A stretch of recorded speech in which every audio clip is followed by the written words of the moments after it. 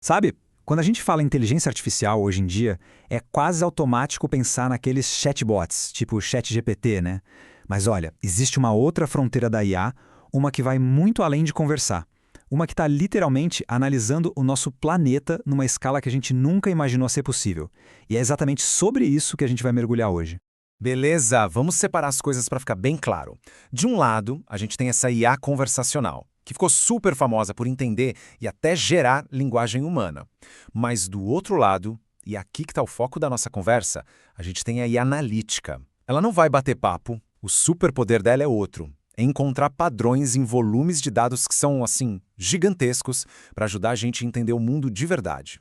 Então, o nosso roteiro aqui é bem direto ao ponto. A gente vai começar vendo como a IA vai além dos chatbots, depois a gente vai entender as camadas que formam essa inteligência, vamos falar sobre a explosão de dados do nosso planeta e o poder da nuvem, aí a gente entra nos exemplos práticos e no fim a gente fecha entendendo qual é o novo kit de ferramentas para quem trabalha analisando o nosso planeta. Primeiro de tudo, vamos mudar um pouco a nossa perspectiva. IA não é só sobre criar um texto ou uma imagem legal. Os algoritmos dela estão se tornando ferramentas assim essenciais para o monitoramento ambiental, observando tudo, de florestas a rios e oceanos. Agora vamos decifrar um pouco esse jargão técnico. A gente ouve o tempo todo falar de inteligência artificial, machine learning, deep learning. Muitas vezes parece que é tudo a mesma coisa, né? Mas na verdade eles são como camadas diferentes de um mesmo grande conceito.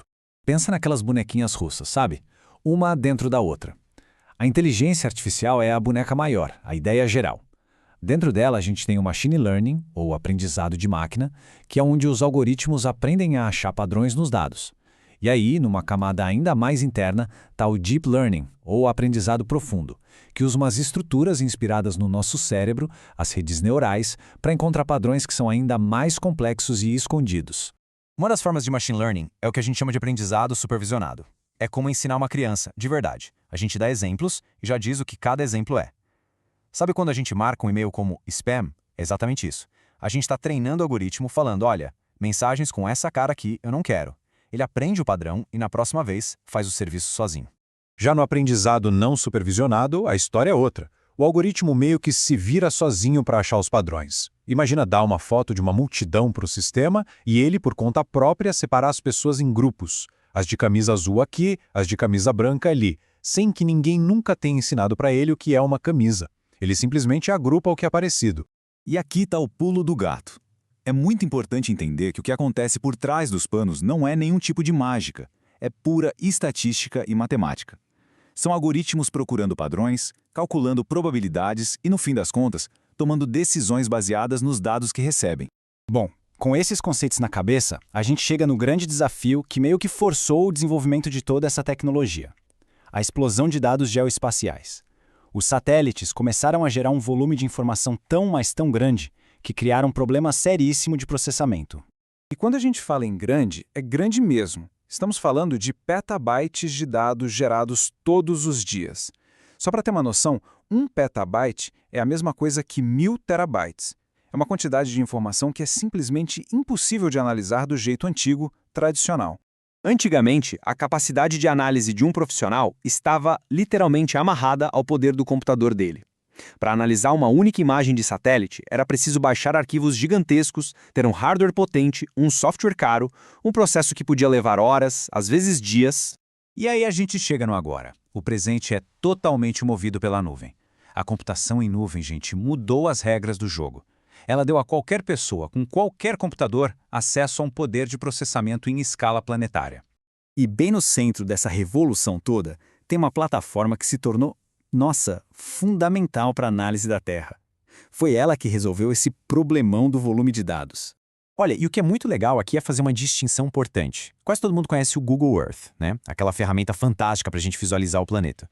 Mas o primo rico dele, o Google Earth Engine, é para outra coisa, é para processamento. Em vez de só ver o planeta, ele permite analisar décadas de dados brutos de satélite.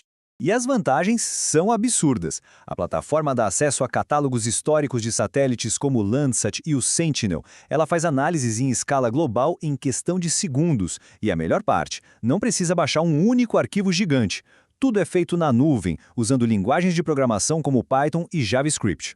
Certo. Agora que a gente já entendeu a tecnologia por trás, vamos para a parte mais fascinante. Ver como ela está sendo usada no mundo real para transformar pixels de satélite em políticas públicas e entendimentos valiosos sobre o nosso mundo.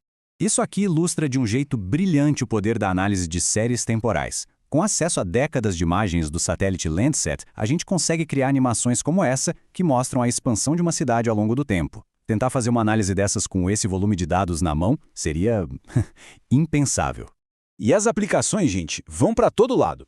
No meio ambiente, um exemplo incrível é o projeto MapBiomas, que monitora o desmatamento no Brasil inteiro. Na agricultura, o OpenET estima o uso da água para otimizar a irrigação. No planejamento urbano, a Sabesp usa essa tecnologia para achar ligações de água clandestinas. E até na economia, estudos do MIT já mapearam carros em estacionamentos de shopping para prever a atividade do varejo. E a validação científica disso é global. A China lidera com milhares de artigos científicos publicados usando o Earthend. Depois vem os Estados Unidos e, olha só, o Brasil em terceiro. Isso mostra que não é uma tecnologia de nicho, é uma ferramenta super consolidada na ciência mundial. E o impacto vai além da academia, ele chega nas políticas públicas. Recentemente, o governo brasileiro fechou uma parceria para usar o Google Earth Engine e imagens de altíssima resolução para revisar o Cadastro Ambiental Rural, o CAR. É um exemplo perfeito de como essa análise de dados em larga escala pode ajudar na gestão do nosso território. Chegando ao fim da nossa análise, fica muito claro que as habilidades que a gente precisa para entender o nosso mundo estão mudando. O kit de ferramentas do analista moderno foi atualizado para essa era do Big Data. Não se trata mais só de fazer mapas, mas sim de entender de dados, de código e de computação em nuvem. Então, se for para guardar algumas ideias principais, que sejam estas. A IA é uma ferramenta poderosíssima de análise, não só de conversa. A computação em nuvem foi o que destravou o acesso aos dados do planeta inteiro, dando para a gente insights críticos para desafios ambientais, agrícolas e econômicos. E, por fim, que saber programar está se tornando uma ferramenta cada vez mais essencial para qualquer tipo de análise de dados. E tudo isso deixa a gente com uma pergunta no ar, né? Com esse novo e poderoso kit de ferramentas em mãos, o que mais a gente ainda pode descobrir sobre o nosso mundo? O potencial parece ser tão vasto quanto o próprio planeta que a gente está observando.